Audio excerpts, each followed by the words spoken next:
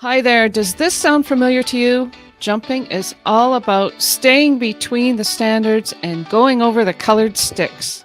Jen Marsden Hamilton, as we share some proven training strategies to build those winning performances in the show ring. Thank you, Jen, for being with us here today. Thank you for having me. It's great fun. It's snowing outside. This is a perfect thing to be doing. What do you think some of the biggest challenges are that the new riders, young riders face today that maybe you didn't face when you were starting? I actually think the problem is society on the whole. When you and I were starting to ride in the dark days, there just weren't the insurance problems and all this other type of thing. And we were allowed to go out and just be crazy people on horses. When I first started riding, I started on a horse called Tiny. I remember him with total love. Obviously, Tiny was not tiny. He was quite tall, and I thought he was the most beautiful horse in the world.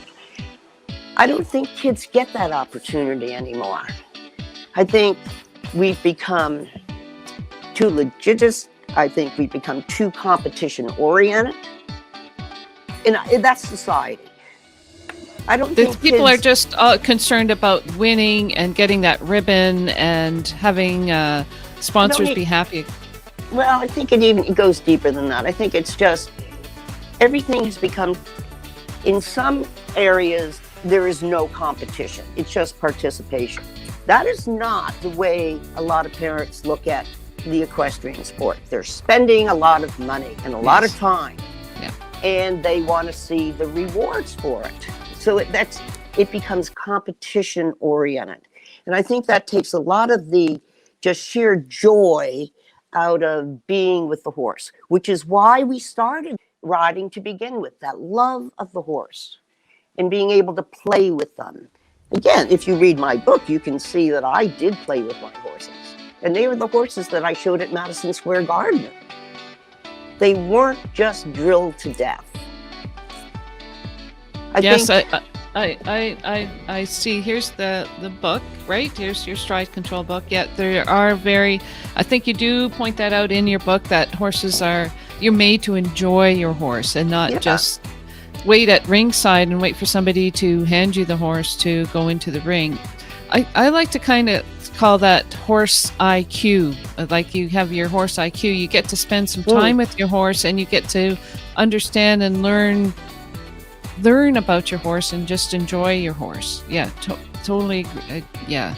At the end of my book, I make the statement that my ordinary horses did some extraordinary things for me because they knew that I loved them and they loved me. How did we get that relationship? Because I did things with them. I bandaged them. I mucked them out. I got them ready at shows. Now, again, society is saying that is not the way it should be done. You have your horse handed to you. I don't think a bond is set up enough between riders and the horses anymore. Yes, I understand exactly what you're talking about. The horses have to know you're going to be there for them. And that doesn't come from popping on and doing a warm-up and going in the show. It comes from handling the horses and taking the time to be with them. Yeah.